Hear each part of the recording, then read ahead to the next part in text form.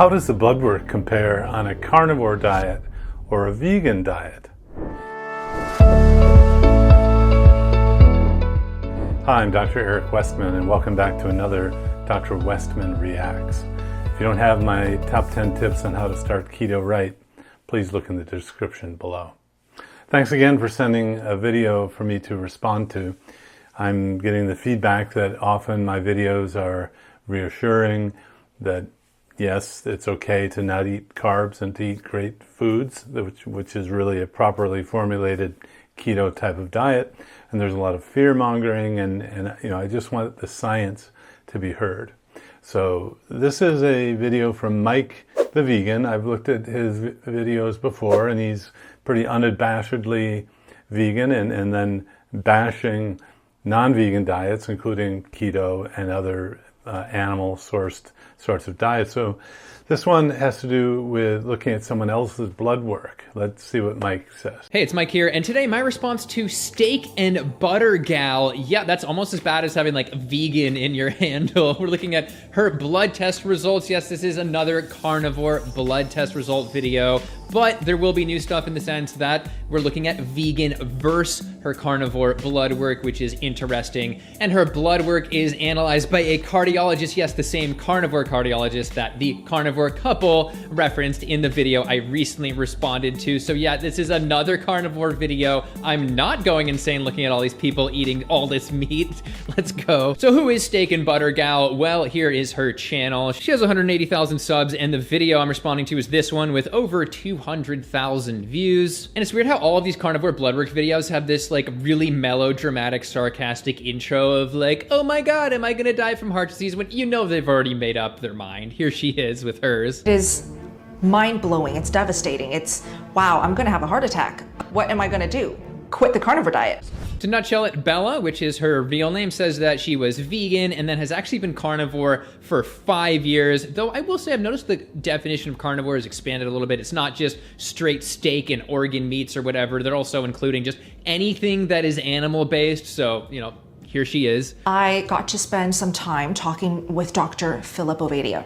He is a board-certified heart surgeon to actually show him my blood work. Yes, this is that same cardiologist that the carnivore couple mentions, Dr. Ovadia, and they said, his LDL is between 200 and 300. And of course, we're gonna hear about why he doesn't care about that. But let's just hop right to some blood numbers and get to her total cholesterol. Here it is. My cholesterol really spiked up from 173 total cholesterol when I was vegan to a whopping 365 total cholesterol when I became carnivore. Literally 1 point for every day of the year. It is so high. It is more than doubled since she was vegan, which is quite ridiculous. That to anyone is shocking. But I'm not anyone because the level of cholesterol in my blood is so exorbitantly high that it acts as an insulator, preventing me from being shocked by electricity. It's also apparently an insulator from science. You are still believing that high total cholesterol,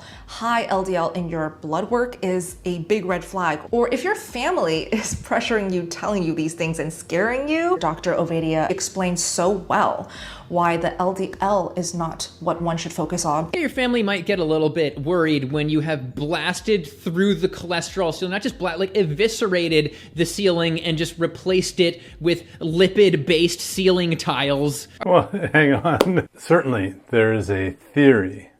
And I have to say, the theory is not as solid as you think.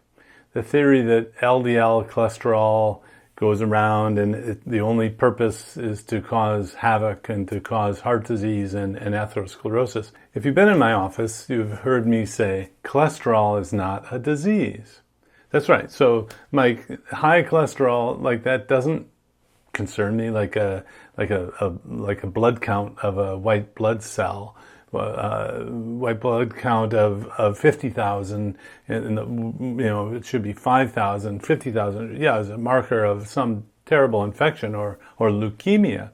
But when we're talking about these cholesterol levels, again, there's no danger. We're on the edge of a cliff.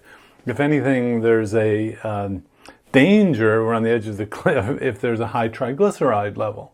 So if the triglyceride levels in the blood, this is part of your lipid profile, lipid panel. if the triglycerides are 15,000 or 20,000, you might be admitted to the hospital because triglyceride, if it's that high, can actually cause pancreatitis. And pancreatitis can be life-threatening if it's a very severe case. So just because the cholesterol level is here, I don't know, twice as high, and it's, through the roof, no, this is alarmist. Hang on. We're going to see that there's a new way and an old way of looking at things, and it's coming into focus to me now a little clearer. And that is, there are some people who've never been on a guideline panel for the medical world. I have. They've never gone through medical school and training in internal medicine and evidence-based medicine, and I have, and never had 25 years of looking at blood tests to show the amazing array of heterogeneity or differences among different people.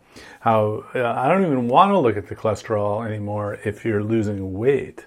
That's a whole nother sidebar, that while you're losing weight, the cholesterol can go up. And most doctors don't understand this. And, right, so now we have an influencer. And Mike, I've reviewed a bunch of your videos, and your enthusiasm is fantastic. However, you're holding on to an enthusiastic sort of hypothesis that may not be the entire answer, may not be as strong as you think. So let's go to the religious world. There are a lot of pastors and priests and rabbis who practice the religion. I have to think that Mike is probably of that ilk. He's learned about science, but he didn't go to medical school or didn't go to divinity school to learn about the religion and how you can read a biblical text in many different ways. You can look at a blood level in many different ways. So we're going to get people who hold on. In fact, sometimes the extremists are religious fanatics who didn't really take the time to go to school to realize that this interpretation may not be the only. You know what I'm saying? Science is something that can actually change legitimately, and it takes time. There's an old way, a new way. Some have argued that it takes a lifetime for this to change because people hold on to such beliefs. So Mike, you're not even in the health world as a physician that I'm aware of, or as someone who has taken, even researchers often, PhDs, will understand that as you collect primary data, new results come out, things can change. And what you held on to, well, let's say you grew up Lutheran like me, and then I realized that I really believed that a different religion was more appropriate than Lutheranism for me. So I think you won't be able to understand that there may be different ways of going about it unless you went to divinity school or learned how to read texts in different ways. So I'm afraid we're kind of in the religion of cholesterol. The religion of LDL cholesterol is really the detail of it. All right, now let's get to that LDL or bad cholesterol, which in my opinion is the most important. With that, your LDL cholesterol went from 81 to 264. Holy cripesies. Well, just to put that in perspective, how unusual that is, from this American Heart Association paper that looked at the blood levels of 1.3 million people in the United States. She just blew past the 99th percentile for LDL in the US, which is 215. She's almost a full 50 points past the 99th percentile. My whole LDL is 50. She's a whole me past the 99th percentile. So comparing a carnivore or low-carb lifestyle to those in that paper is like apples and oranges. So what we're finding in a population of people who don't eat the same way, they're not eating the sugars and the starches, the blood tests can actually look different. It's not that they're dying, they're not on the cliff, of danger, and actually we're not sure that there are the same long-term consequences of those same blood values. A recent report came out, I'll do a full video soon, on what happens to people who have really high LDLs like this, but their HDL is similarly very high. And it may be that this is a compensation or a negation of any kind of harm that comes from the LDL. So Dr. Ovadia is a sort of new paradigm, as I'll say, new paradigm doctor looking at that same blood work. And the old paradigm folks, if you go into the church and say there's no God, you'll basically be told you're not welcome here. Why don't you go to another church? If you come into the house of LDL and you say LDL doesn't matter, you're going to be told that, you're not welcome here because they are believers in LDL. But she says it's all okay because Dr. Ovadia said so. Dr. Ovadia reassured so plainly and simply that total cholesterol is not a reliable, accurate marker of where your heart health condition is. LDL cholesterol is a very lousy predictor of heart disease risk. Yeah, and that's true. That's been known for a long time. And again, cholesterol is not a disease. The disease we're trying to prevent or reduce the risk of is called atherosclerosis. So do you know if you have atherosclerosis, you can actually get tests done. It's remarkable to me today that doctors will put you on a medicine to lower a cholesterol that's a predictor for atherosclerosis without knowing that you have atherosclerosis or not. So if you've lived into your 70s and 80s and you have a high cholesterol but you have no atherosclerosis, cholesterol wasn't the issue for you. So it's not an issue for everyone. And in fact, diabetes, smoking, overweight or high BMI, these are now in the blood, triglyceride being high, HDL being low, are actually as important. And so I'm sorry, Mike, LDL is not the most important thing.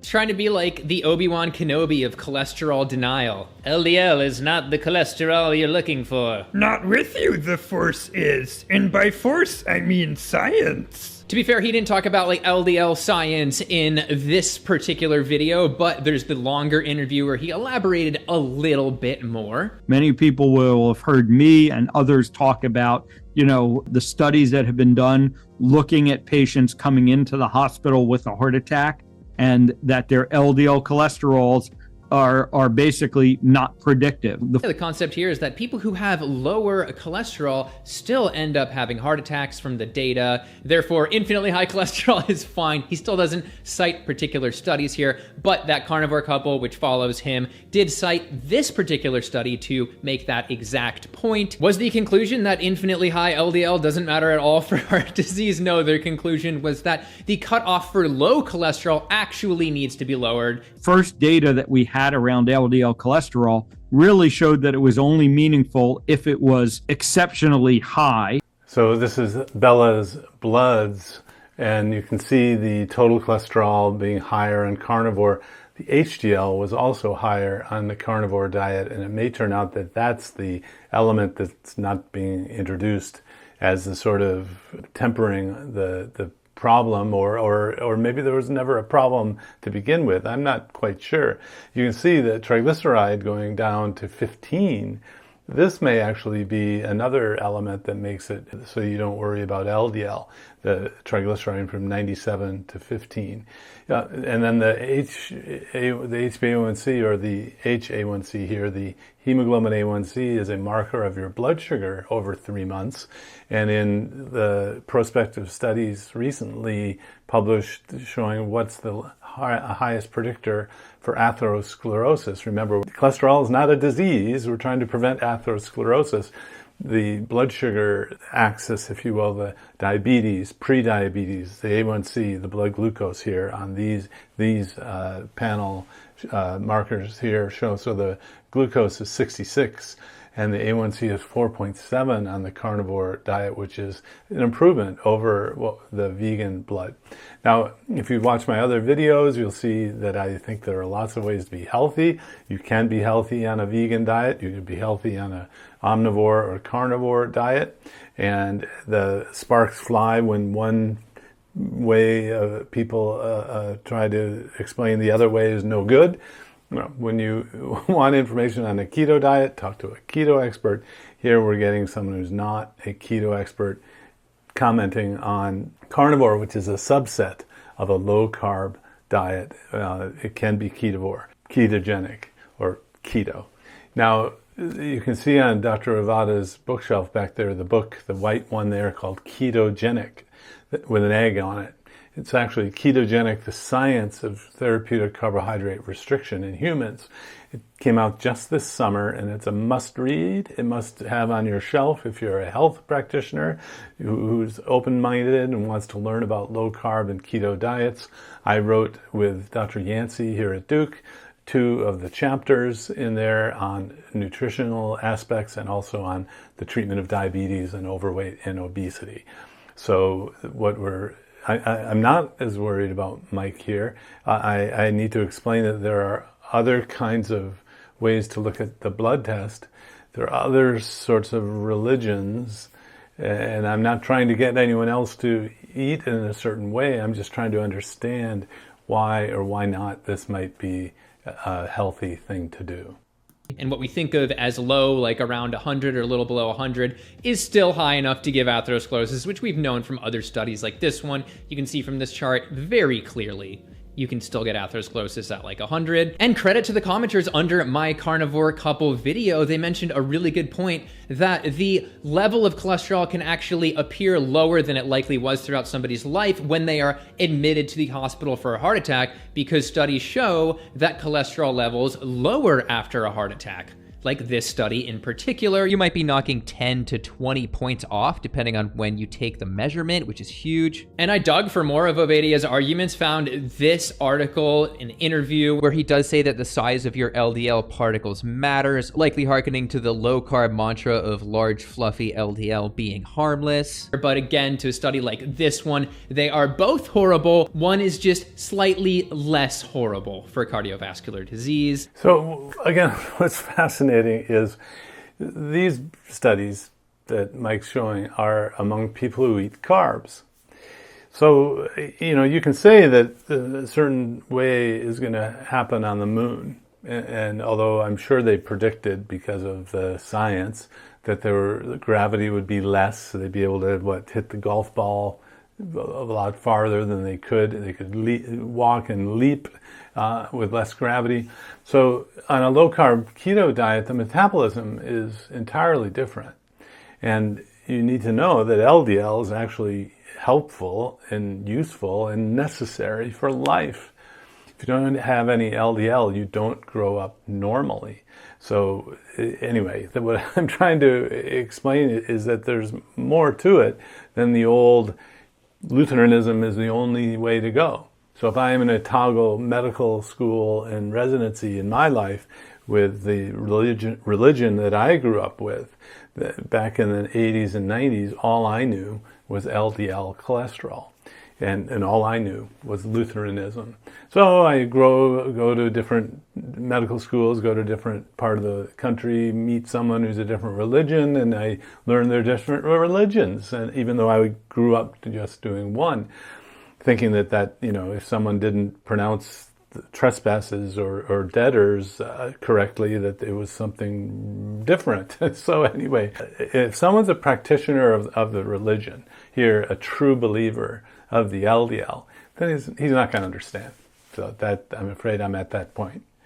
And he says lousy marker. Is that really the case? Because people are using him here as a carnivore authority. They're appealing to authority here. He's the cardiologist. Well, how about another authority that's a little bit larger, the European Society of Cardiology, who has 100,000 medical professional members. They say that LDL is causal to atherosclerosis, artery disease. And that really is fascinating. The idea that a major organization, the medical world, can glom on to LDL is a main causal driver. This is just simply not true. It's as if there has been radiolabeling of the molecule and the carbon to know that this is where it happens. No, that has not actually been proven as a cause. So what's happened is so many doctors, you start saying it long enough, you start believing it. And now, since companies now have this as a target, remember, LDL is not a disease. Cholesterol is not a disease. We think at best it's a predictor or maybe in the pathway of causing a disease, which is atherosclerosis. And it doesn't bother me. In fact, 25 years ago now, I went against all world guidelines by studying a high-fat diet. And now through the lens of 25 years of my work and other science around the world, we know that low-carb, high-fat diets can actually be healthy and good for you. Reverse diabetes, reverse obesity, all these other medical issues. So it doesn't bother me. Now, I've been on guideline panels. I collected my own data as a researcher. We're dealing with a practitioner, an influencer who doesn't have that sort of background. I hope that's helpful. Press like if you like this, and be sure to subscribe so you don't miss out on further content. If you don't have my top 10 tips on how to start keto right, please look in the description below.